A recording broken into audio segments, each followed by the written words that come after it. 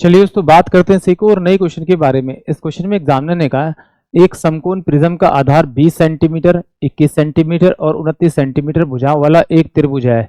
यदि इसका आयतन 7560 सेंटीमीटर है तो इसका पृष्ठीय क्षेत्रफल क्या है, ये एग्जामिनर मुझसे पूछ रहा है।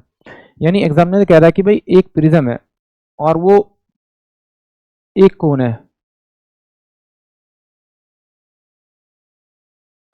इसको इससे मिला दिया, इसको इससे मिला दिया और इसको इससे मिला दिया।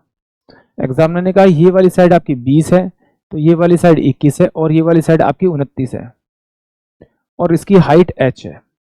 और एग्जामिनर का इसका जो वॉल्यूम है वो है आपका 75 और 60।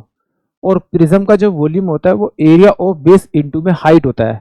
और अगर उसमें 1/3 से और मल्टीप्लाई कर दो पैरामीड का आता है। तो ये थोड़ा ध्यान रखना, बच्चे भूल जाते हैं प्रिज्म और पैरामीड के बीच में। तो देखिए एग्जामिनर ने मुझे यहाँ दे रखा है, पहली बात या तो मुझे इसमें हीरोज फॉर्मूला लगाना पड़ेगा या मुझे चेक करना पड़ेगा। मुझे तो ट्रिपलेट याद है इसलिए मुझे पता है कि ये राइट एंगल ट्रायंगल बनेगा। चेक कर लेते हैं। 20 का स्क्वायर कितना होता है आपका 400 और 21 का स्क्वायर होता है 441।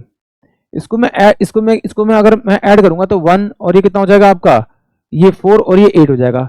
और ये जो 841 होता है ये 29 का स्क्वायर होता है आपका।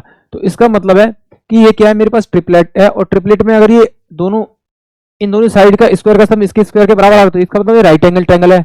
और अगर राइट एंगल ट्रायंगल है तो मुझे पता है उसका एरिया निकालने का फॉर्मूला था 1/2 बेस 20 इंटू में आपका हाइट।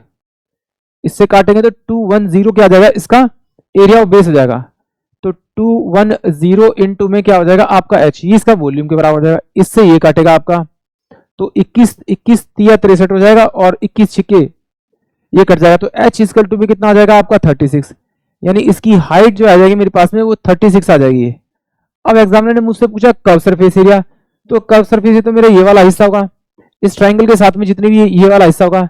तो ये हिस्से कितने मेरे पास में 3, ये मेरे पास कितने 3, बट हर बार साइड क्या होगी इनकी अलग होगी। ये मेरे पास में 36 है तो ये 21 होगा, फिर ये मेरे पास में 20 है तो 36 होगा, ये 29 है 36 होगा। यानी कि इनके पैरामीटर को आप जोड़कर और इसकी हाइट से मल्टीप्लाई कर दीजिए तो आपको इनको कर्व सरफेस से मिल जाएगा।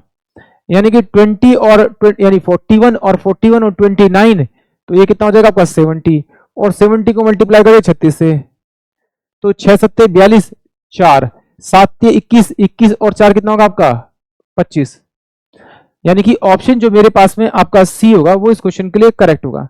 वैसे एक बार फॉर्मूला भी देख लीजिए, अगर आपको कर्व सरफेस एरिया निकालना है, पैरामीटर ऑफ बेस